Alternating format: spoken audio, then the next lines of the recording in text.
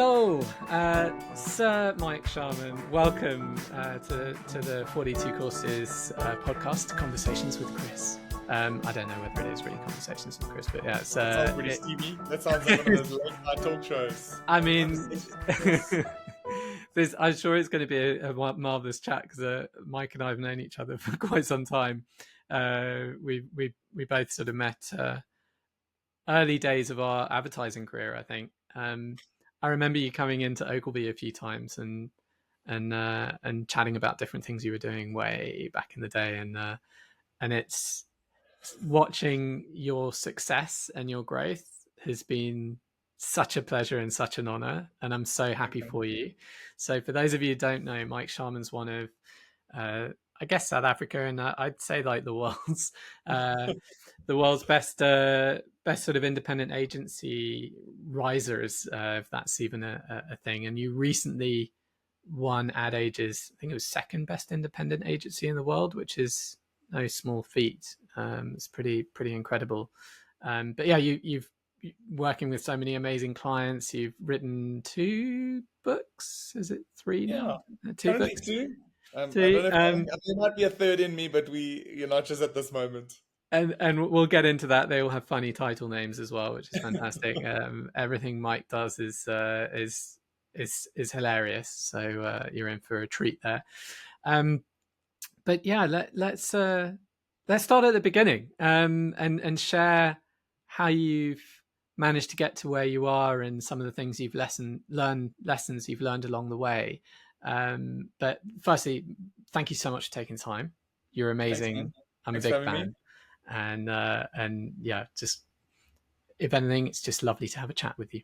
How did this all start, Mike? Where give me the beginning. It's a hell of an elevator pitch, but I think I'll just give you some key highlights. Wanting to be an actor somewhere along the journey, my parents were like, "You'll never be able to pay a mortgage or medical aid being an actor. That's a terrible decision."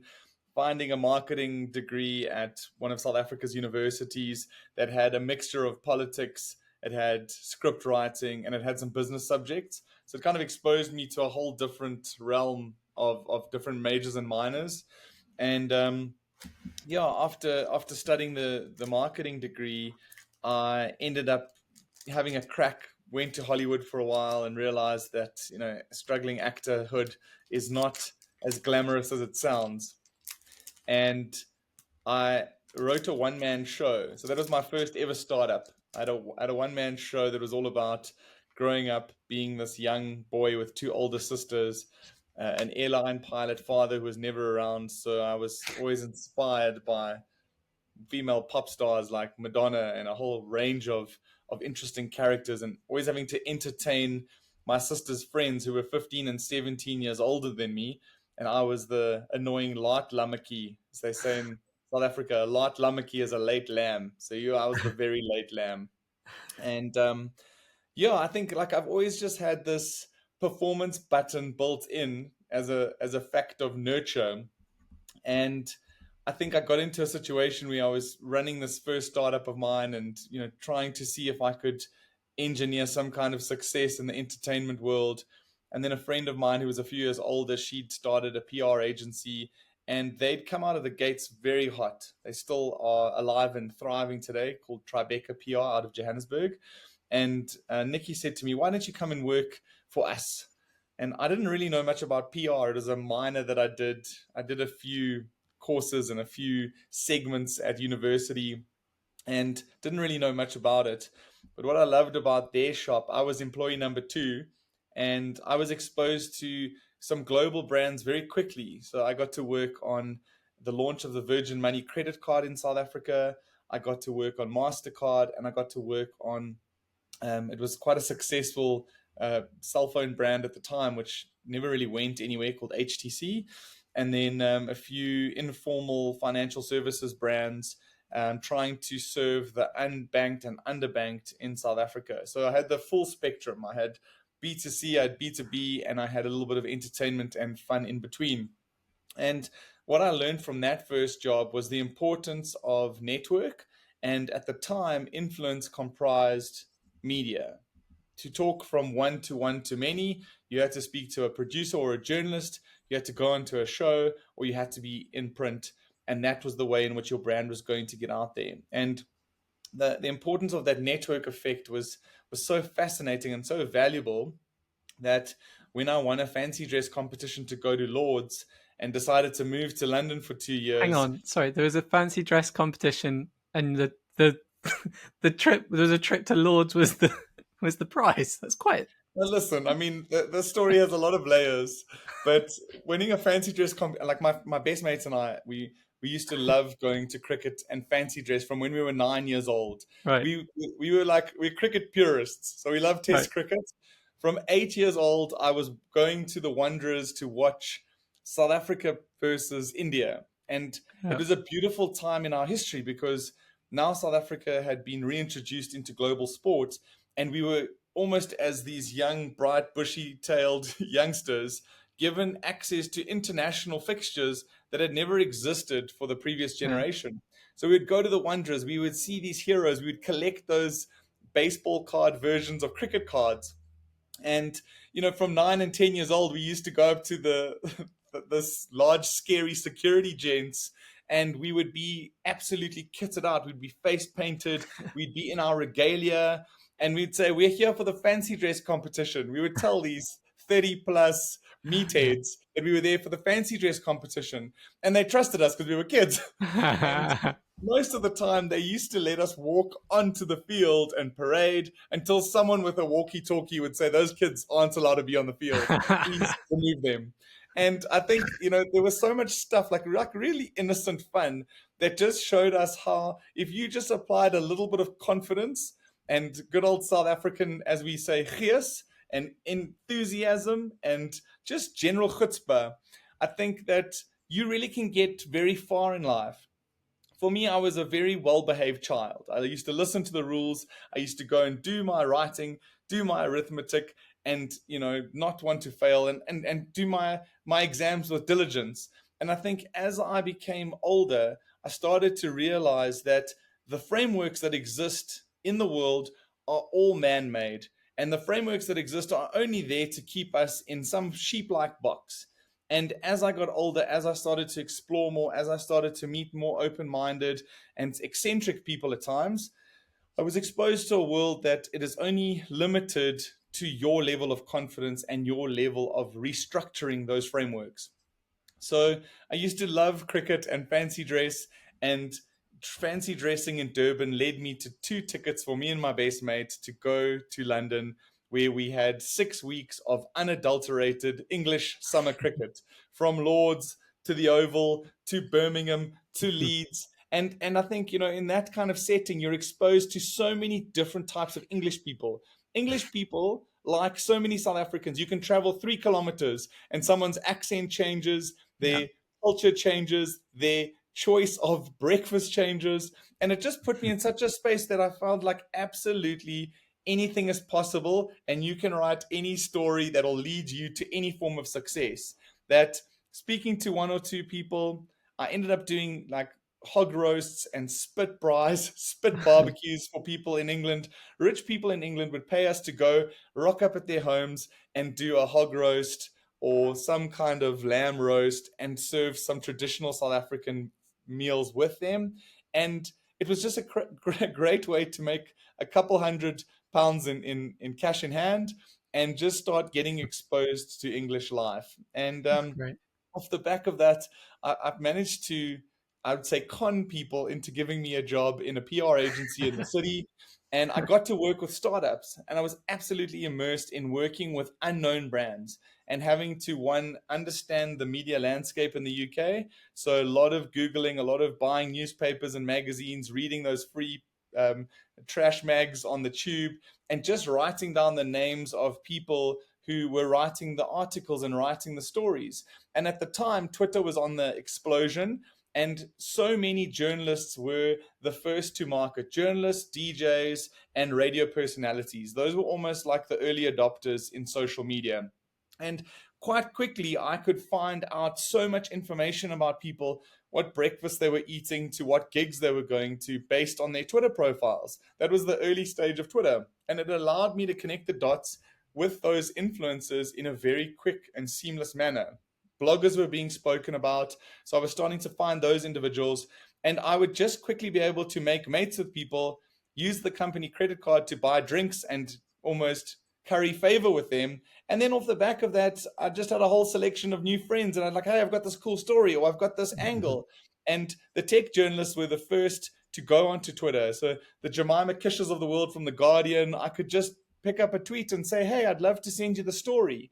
And I found that connecting the dots at a PR level became almost like a superpower. On a recent podcast, I said, PR is the dark arts of running a creative agency. And it's something that we still absolutely lean into and obsess with over today, because I know how important that one-to-one to many opportunity is that exists. I moved from this PR agency with startups.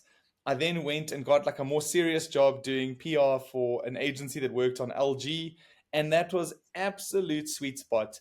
LG was the sponsor of Fulham Football Club at the time. So I used to spend a lot of weekends at Craven Cottage. I found a kindred spirit in one of my clients, who he and I share the same birthday. I won't stick him out because he's actually quite a successful businessman nowadays in the UK. So I won't name check him just for sake of embarrassing him.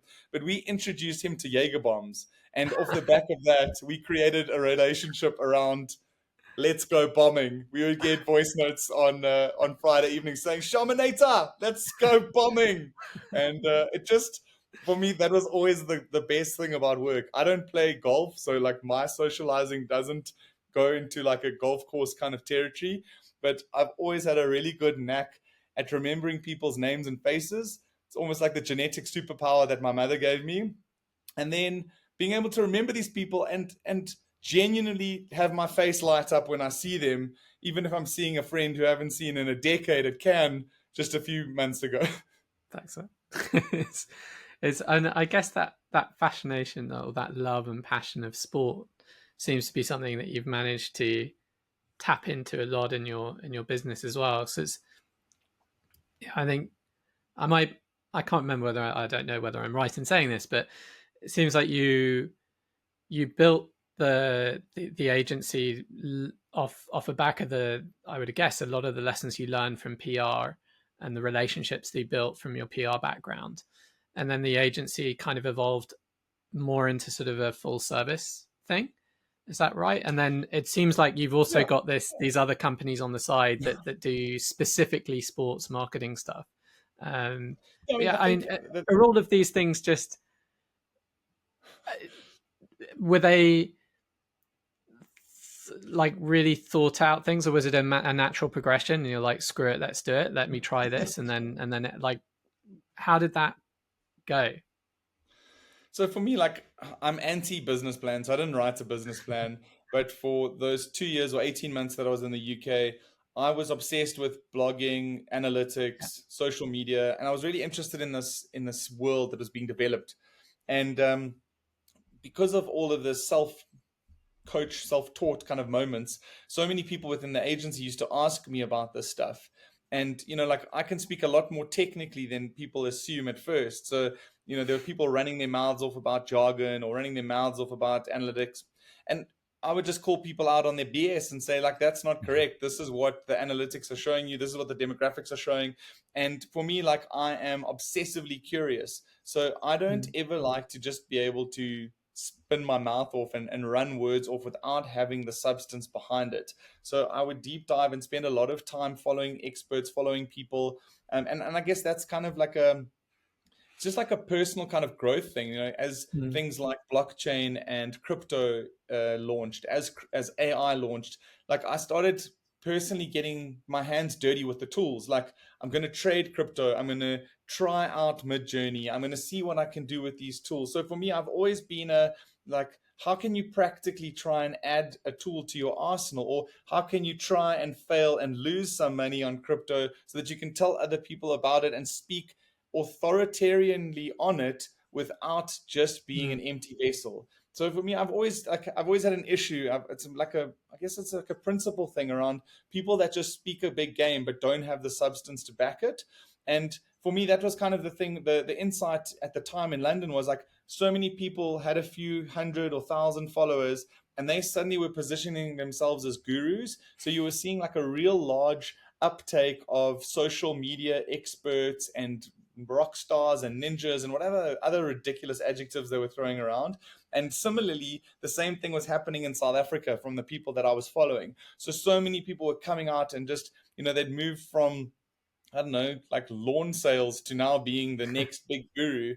And for me, like I would almost take a little bit more time before running my mouth off. But as soon as someone like brought up a concept that I knew was absolute, pork pies, as they say in the UK, then I'd say, no, this is not how it works. And I think in 2009, I already started getting itchy feet around being an employee. I was only 26 years old, and I just said, you know what? The more digital savvy we become, the more we crave human interaction. And in order to explode something and really emotionally connect with people, like digital's not going to always be the be all and end all. Like, yes, digital is important for the scale, but you have to move people emotionally, and that's where the activation comes from. And then to tell people about all the stuff, because you have to be the town crier and you have to spread the gospel and you have to evangelize. Like that's where the PR comes. So this was the Holy Trinity of marketing, which we kind of wrote in 2009 and 2010 as a premise, which meant digital PR and activation, and these three things coming together to absolutely support one another. And even now, 15 years later, from starting in 2010, like the Holy Trinity of marketing for me is now more important than ever, because now there's so much AI slop, there's so much noise, and to really cut through, you have to emotionally move people first. That generally will start at an activation space. You document that, and then you scale it digitally so that the feels and the emotions can spread to other people through the internet and through social. And then you PR the story with the newsworthiness so that it makes it into mainstream media and mainstream news. And I think the one thing that you asked me earlier was like, how did I direct or steer this thing? For me, I think I end the idea before I started, saying, if this thing is good enough to make it onto primetime news, and those anchors are talking about something interesting or remarkable or humorous for the day, that's the job done. So how do I make an ad that doesn't always feel addy, but feels like a little mini film, a micro story, something that people will wake up and say, did you see my Octopus Teacher? Yes, I saw it. Have you seen my creepy teacher? Now that is a piece of content. And when people are talking about that, like 1 billion, 2 billion strong in different languages, in different countries, and you wake up and you're seeing your stuff on all these channels, like that for me is the best drug, is that you've taken something, you've leveraged a moment, you've leveraged an opportunity. You haven't just become part of the national zeitgeist. Holy shit, you become part of a global zeitgeist. Like that is some wild power. I remember, I think that there's two things from what you just said there that really stood out. That power of obsessive curiosity, I think, in the last decade, and especially now, has just become more and more important. It's always been important, I think, to be curious, but I think with the pace of change in today's world, it becomes ever more so. And it's probably easier said than done, but I like, congrats on keeping that up. It's amazing. I mean, I run an education company, so I kind of have to be obsessively curious. And the other thing which I thought was brilliant is it reminds me of a piece of advice I was told when I first started in advertising, which was sort of, don't overthink it, write the press release, not the ad. Like, what's the end outcome that you want to see in a headline on the news, or that's going to make this sing, and then you can work back from there and figure out what you're going to do. It sounds like you've been genius at doing that. I mean, what's a piece of work that you felt maybe you took the biggest, that you weren't too sure whether it was going to work out, and you were really surprised by it, and it's like, oh god, this has become this, because you've worked on a lot of amazingly globally successful things, as well as, I mean, there's tons of stuff that's been super successful in South Africa, but there's also been a lot of stuff that's gone global with you. What's the one that sort of stands out to you? What's the one that you, when you lay at night and you go, I can't believe we still did that? Yeah, like we've got this kind of adage that we use, and we kind of articulate it to clients, saying, if you want to be worthy, if you want to be newsworthy, you have to be worthy of the news. And what that simply means is like there has to be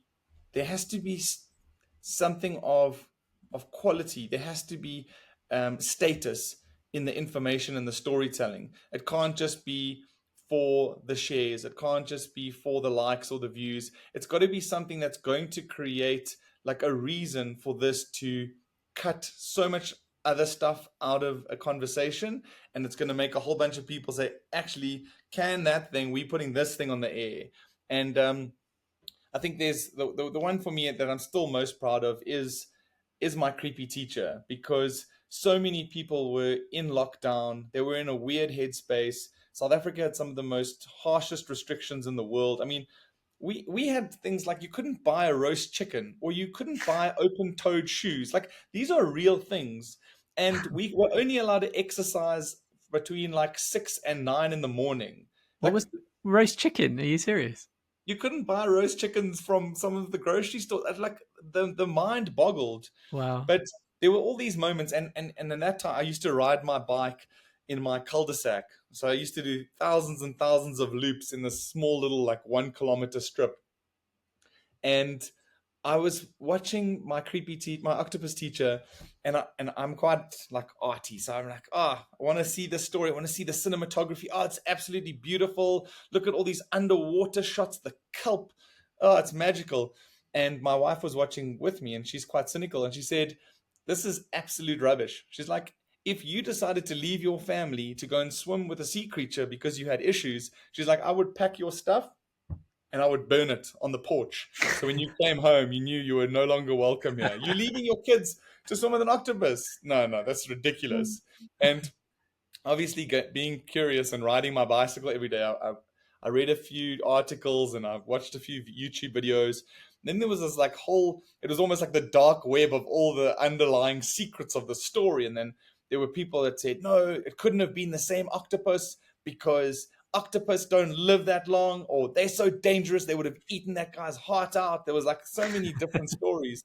So we have this office WhatsApp group, and like I like to drop some musings in there occasionally and ask people questions. And it's a great mix of different cultures, backgrounds, the shapes and sizes in our agency. And people are like, they have the opportunity to be very honest. They can tell me if I'm being the old white guy in the agency, and it's like, no, that's not universally interesting. People don't care. And I said to everyone, I said, here's the story about this dude swimming with the octopus. Is this a very like white Cape Town thing, or is this like, does everyone around South Africa know about this? And the responses were actually quite hilarious. A lot of people had different views and different thoughts on it. And then we had been doing some work in the build-up to the Paralympics with Creepy Crawly, the brand, and that had obviously been put on ice because of the cancellation around the event. And I went to the client and said, listen, we want to make a spoof about a guy who swims, instead of swimming with an octopus, he's swimming with his pool cleaner, because the South African invention of the creepy crawly, it's like one of the most famous creatures, and it actually moves through your pool like an actual organic piece of life. And the client was like, I don't know what the story, like I sent a reference and I sent a trailer, and he's like, I don't really know what you're on about, but I trust you guys, so let's do it. And I think the turnaround on that was like unprecedented. I think we had a film within like a day and a half. Oh, We wow. shot something in Cape Town. Glenn from Panther Punch, he's one of my best mates, and we just talk a lot on WhatsApp, and we share ideas, and we send voice notes. And I think for me, that's always been such a hallmark of the work, is lots of collaboration. Because when you think about these late night shows in the US where they have jokes and comedy, those teams are like 27 writers strong. Like there's so many people adding their voice, adding their thing, crafting, getting involved. So for me, it's like when you work with comedians, like let them come to the party with their own dialogue, their narrative, sending voice notes backwards and forwards, doing the thing. And then eventually he started doing this voice that was like absolutely uncanny. It sounded just like the lead character in the Octopus story. And it was just magical. We got to shoot it. We had it ready. And it was one of those ones where, we always talk about the viral gods shining down on a campaign. If you like really that invested, that obsessed with it, like our belief is like you have to engineer the spread and the dissemination. So you have to look, at media spread, you have to look at budgets, you have to look at, a little bit of boosting. You've got to try and get it onto the news. You've got to write a press release so people can see what the story is about. So we do like all these things. Like that's where the dark arts comes into it. Like generally when you've got the content, you're only 50% there. Now you have to get this thing to the right places, to the influencers, to the news people, to the producers, get this thing being spoken about. And I remember being on holiday with the kids at Sun City, and I was swimming in the pool with the kids. And the next minute, I started getting WhatsApps of this video, and it just started hitting where people were like, "Have you seen this? Have you seen this?" And I was like, "Holy shit, what's going on here?" And it just the snowball on that dissemination. Sure, it was a mixture of science and stupidity, because some of it was just like it got into one or two spaces and then suddenly it kicked off. And I think it was like one or two golf groups that led to it getting absolute mass mainstream shareability in SA. But I mean, we jumped on top of that additional conversation. We were then reaching out to a whole bunch of media, people who were journalists on Twitter, and starting to seed it to as many people as we could, so that you ride the tsunami with an absolute surfboard and you just start carving up those opportunities on the fly, and you start reaching out to those people. Someone tweets about it saying, "Have you seen this?" You slide into their DMs, you give them the information, and you try and control the narrative as much as possible, so that everything is a coordinated dissemination at the same time. Because if you can control those messages, then suddenly everybody's singing off the same hymn sheet that you want to from a branding perspective. And within 24, 36, 48 hours, this thing was gone absolutely mentally globally viral, where it was being spoken about on Australian podcasts. People in Spanish were translating it. It was on South American stuff. And obviously, so much of that stuff we hadn't sent to them direct. Like there were the usual hit list of people you can send to. But when it starts getting that much of a groundswell and it starts going that viral, like you sit back and you're like, wow, this is a big deal. And, for us, it's always been, I think, with a lot of these award shows and a lot of the international kind of credits, it's very difficult for a small agency to produce the caliber of a case study that really gets it on the map to win at some of these top prestigious shows. Like in South Africa, Africa, Middle East now, the biggest show is the Luries. And, for us, that was like a real coming of age moment, because we were about 10 years old at the time. So many of the big dogs from the big agencies, they loved the work so much that, in a world filled with so much ego, people were like, fuck, dude, this is great work. We want to help you have a case study that's going to live up to the gravitas of the work, so that when it got submitted to, one show to the Luries, it absolutely crushed. And it just was one of the biggest moments where it literally was a decade in. We'd been doing so much of the stuff. Every year we've made at least one brand go globally viral, but for some reason, this was the thing. And I think it was also the moment in time with the pandemic, with so many restrictions, with no grilled chickens. Like people were like, how did you manage to do this? And I think once again, it all comes back to that little dude who used to walk onto the cricket pitch during international matches, because I'm not going to let a worldwide pandemic stop me from having fun and just taking the piss out of something that is quite ridiculous for this moment in time. And when you look back on that, I think there's so much of that resulted in us going to the next level as a small business. And for the last 5 years, we've just been able to almost take the work to a next level. I think it's inspired more people internally. It's inspired more like-minded clients to open the door, send the email, come for the introduction.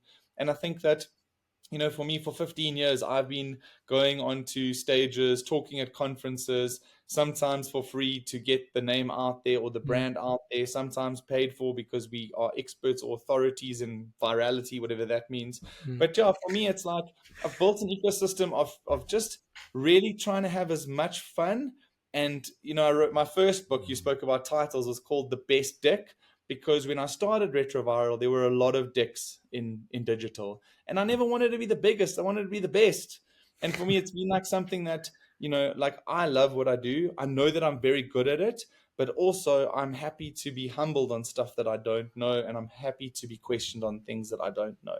And I think it's just been this like very constant stream of work to just constantly have fun, constantly move people between emotions and humor and goosebumps and lols. And I think that's the one thing, like, I don't want to be an adult. Adulting sucks. And now I'm a father to 3 children, and I have to have a level of seriousness. But for Yeah. me, I always introduce the MD of the agency as the adult and me as the child, because I don't want to ever lose the zest. I don't ever Yeah. want to lose this ability to just say, fuck, I love what I'm doing. And if we ever meet and you say you've become a serious MF, then I'm going to say, Chris, it's time for me to just be a child again. How do you keep the energy levels up? And one very quick thing before you answer that, when you were publicizing the creepy campaign at the beginning, was there, you said that it's sort of the one of the big viral moments was when some golf groups picked up on it. Was that seeded by you, or was that just totally random? And if it was No, that was totally the random, client. The client started singing to his mates on golf really? groups. That's Yeah. good. That's lovely to get the client on board. He was my super sub. He was my bomb squad. Oh, that's fantastic. Oh, that's even better. But what, like, for that, did you write a press release and like send it out to journalists, or was that like, or were you just more working on relationships that you already had and say, hey, we've done this funny thing. It's related to this documentary, blah blah blah. Well, Or some of the early people that posted it were like, we kind of went with this anti-influence approach. So we right, gave them to one or two mates just to post natively on their channels. yeah, And then off the back of that, then there was golf groups, and then there was, one or two sites picked it up. And then a friend of mine who publishes one of the biggest positive news sites in the country, Good Things Guy, he posted it. And then I said to him, man, did you know that we actually made this as an ad? It's not just it's not just someone like creating a spoof.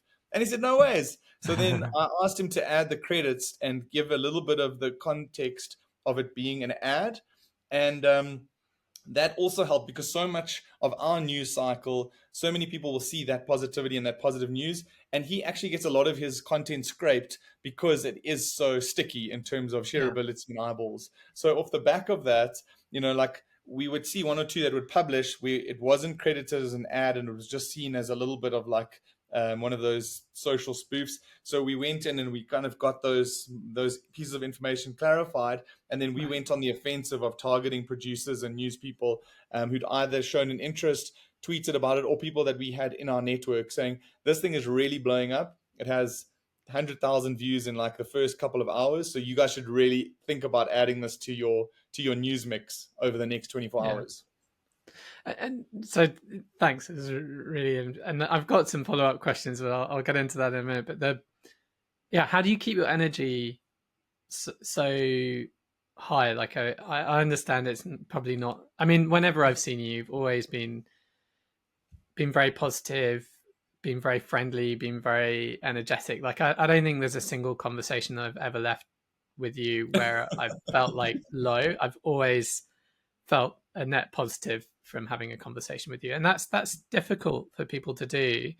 How do you keep it? Do you have like an hour a day where you shut yourself in a cupboard and scream or something and let all the bad stuff out, and then like, what's your secret sauce? Geez, I probably should. I try and, from when I turned 30, I realized like I wasn't getting the mix of balance right. And I think you almost bulletproof when you're a younger business entrepreneur type. And then you get to a stage when you start realizing, actually, I'm overdoing one and I need to try and figure out a bit of the balance. And from 30, I realized like I was putting on weight. I wasn't feeling as healthy. And it was almost like a few months or maybe even a couple of years of neglect because of just being all in on the business and 18-hour days and just like stuff like that you never really think is going to be a problem. But then your body starts telling you, hang on, let's just slow down a little bit. And I think I took a bit of a purposeful decision. Like even now, like I have 8 to 9 in the morning. That's like my workout time. So I have to go do some strength and conditioning, or have to do a run or swim or do something. Like just be busy, like move for that hour, because the rest of the day is going to be quite intense. And then, no matter how busy the day is, always try and be home for at least dinner and bedtime, because bedtime with our kids is like an important sort of ritual of reading a story, or now that they're starting to read, like they must read to us, and then they can start telling us like what they've had in their day, and a little bit of like one-on-one time.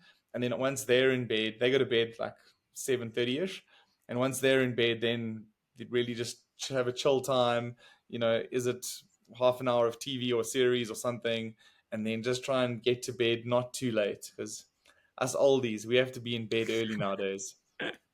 You must have a remarkable wife as well to help Apis, keep yeah. you in She in that really form. is. She's the alpha in the relationship. She's She very the adult pragmatic. as well. She's the adult. She is such an adult. Yeah. God bless her adultness. We all need one. My wife's definitely the adult in our relationship. It's what one of the things I was going to ask was, I mean, we saw it a lot in Cannes this year, and I think it's something I get asked a lot, and I wondered what your answer is. Often we get asked, like, we know that creators are important, and particularly in today's world, if you want to get a message out and you want to help something, I know, for a lack of a better word, go viral. Um, it, Often you want to try and work with creators, and we know that there's all this. Once you do work with creators, I think there's some like very clear things of like what you should do and what you shouldn't do. Like, as though like doing stuff in the long term is much better than just doing something as a one-off. Like, nurturing a relationship is good, but where a lot of people seem to struggle is like, how on earth do you find and get that relationship in the first place, and find the right creators for you? Like, and I say this as 42 courses, we're terrible at doing it as well. Like, I don't know who, like, I can think off the top of my head like some amazing people that I'd love to work with, who talk about educate, or not education stuff, but who educate people. But like, I don't have £50,000 to hire them to to do a campaign with me. So I think realistically, for most people, you're trying to find those the sort of, not the Marquise Brown, who has 20 million subscribers or whatever on YouTube, but Yeah. someone a bit more accessible. Like, where do you go? What's your advice to try and find those kind of people? Yeah, no, that's, I think, we early on like created those one-on-one relationships with a lot of people that were influential up front, and then that also inspired us to build a product called Webfluential, which is still alive and well and kicking today as a global kind of software as a service product, and or can be served by account management if you need the support. And I think, there's all those talk on these fancy startup books around the first 1,000 customers and how important they are to a startup. And I think so many of those individuals were kind of met face to face, encouraged via an email, a call, etc. And I think from the beginning of that, and that start of that business, it's just also made me be very much aware of who's who in the landscape, following people online, seeing who the new celebrities are, seeing what's breaking in culture from a music perspective. So going back to that superpower of names and faces, I think that it's been very important on the journey of just remembering who's important and what kind of stuff they talk about. And like when someone explodes or someone's doing really cool work, like in South Africa, we have this YouTuber called Dan Mace, and he's gone on to work with Casey Neistat, and he's done some of the best work for Beast Philanthropy. He's, the amount of content creation that his production company at Joe has done has been phenomenal. So I would love making friends with those people, not just because it's a transactional relationship, but rather because I'm super interested in the work that they're doing, and because I'm a fan of their work or their output. I like to end up meeting them and chatting to them about their processes, their work, and you end up forming a friendship because you're not there under just vanity metrics, but you're there because something's drawn you based on the art that they're putting out in the world. And I think just as a natural result of that, I've gravitated towards people who are creators because I can always remember who would be relevant to work with on something. And then you're coming there as a friend, but also someone with a paycheck. So you're business and your pleasure. Yeah. And so I guess it's like, it fits into your be obsessively curious thing. It's like, if TikTok's the big thing, like, be on TikTok and be obsessively curious about it, and you'll probably find Yeah. influencers who are doing stuff in whatever you're interested in, because you're probably looking for that kind of content. So Exactly. Yeah. yeah, and There's then always just going to be a new reaching out. channel, right? There's always going to be a new channel. There's always going to be a new type of creator. And Yeah. we're seeing it now with these AI channels. Like when Midjourney first started showing some of the creators early on, like people were producing phenomenal stuff. And, Mm. I've gone on to meet some really good AI creators and the work that they're playing in. And once again, new channel, new space, new individuals, and the continuous search and discovery for new creative beings. What thing are you? I know we're coming to the end, so I'll try and think of a few things to wrap it up with. But what are some of the things you're most excited about at the moment? It could be in the world in general, or it could be to do with your business, like whatever you prefer, Mike. The world in general, I think, like now more than ever, it's the time to be able to experiment. Like R&D is the cheapest it's ever been. So we're playing around. Like I'm actually involved in an energy drink now. We're going to launch something. We're going to have it take a punt. We're going to use levels of new types of creativity, and we're just going to play. And I think ultimately for me, I love the phrase "eat your own dog food," because if you can sample some stuff and then you can take that learning in that case study and you go to a client and say like, I actually tried this and it worked. I mean, it's like even back in 2010, I got armed robbed, and it's part of my story that I even learned from that moment in order to tell a story, and then that had been sampled on myself. So I think ultimately that I always love self-experimentation, because then I can know what goes wrong. Like when the TikTok opportunity to buy media opened up, not a lot of people were doing it, but we were like, let's try and let's see what we can do. And let's try generate both awareness and action. Let's drive commerce. Let's see what we can do. So for me, it's always about just experimenting with new stuff, because some stuff will get discarded and some of it will just be noise. But then the stuff that's signal, that's going to add value to your operations and your opportunities, that's something that you should keep, and you should look at, upselling that and commercializing that with your client base. Anything else? So what I mean, like, what are the things? So you said you're launching an energy drink right now. With the agency, is that, I mean, you must be going through quite a bit of shift at the moment. Like there must be lots of fun new processes that you're experimenting with, and is there anything that you found that's like really been ticking that you're kind of excited about, that maybe is early stages? I mean, Yeah, I mean, I love the opportunities that you have with ChatGPT, VO3 on Google. Like we run all of our business off the G Suite. So we have access to some really exciting VO3 tools, and being able to animate from stills or from real life designs, whatever that may be. So for me, I think that I go to a lot of shoots, and there's a lot of production companies and individuals and freelancers who are petrified and are looking at the negative side of AI. And I think for me, I'm fortunate, like I'm a natural optimist. So for me, like I don't look at new technology as like they took our jobs from that famous South Park episode, but rather, like let's create more jobs, or let's stimulate much more output. Like what can we do, or how can we streamlined approach? Let's work more efficiently. Like that's how I see tools. But I have a very like glass half full kind of philosophy generally. So I don't understand why people default to the negative, but I guess it's a survival instinct from when we were cavemen and women. yeah, for sure. I think also there's kind of an amazing possibility for advertising agencies, I think, right now in general, to massively level themselves up.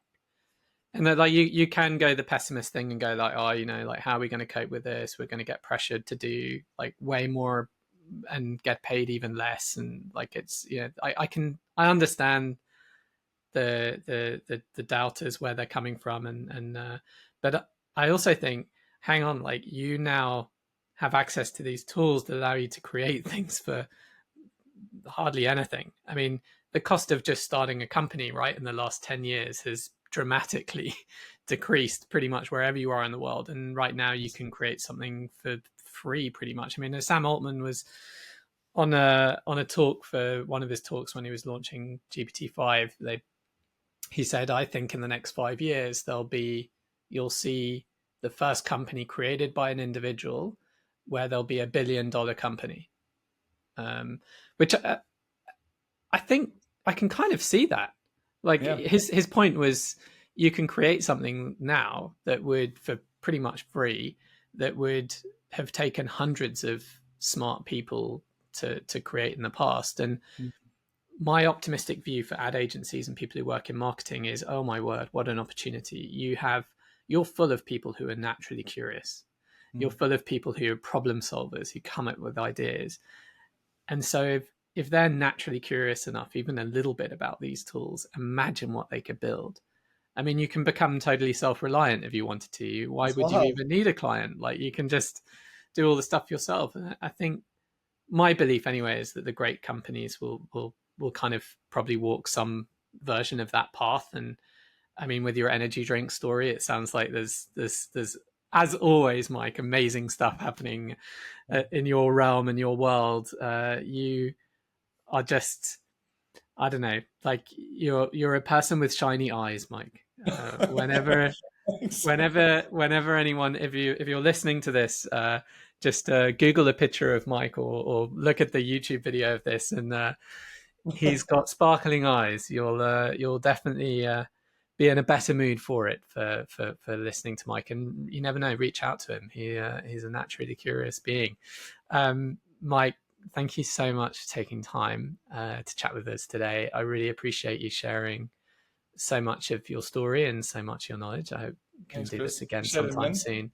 And congrats with all your success. And I just hope it continues. And I'm a big fan and a big admirer, rooting for you all the time. From your lips, man. Hopefully there's more good stuff on the horizon. So thank you. Always. So yeah, obsessive curiosity. That's my key thing in this.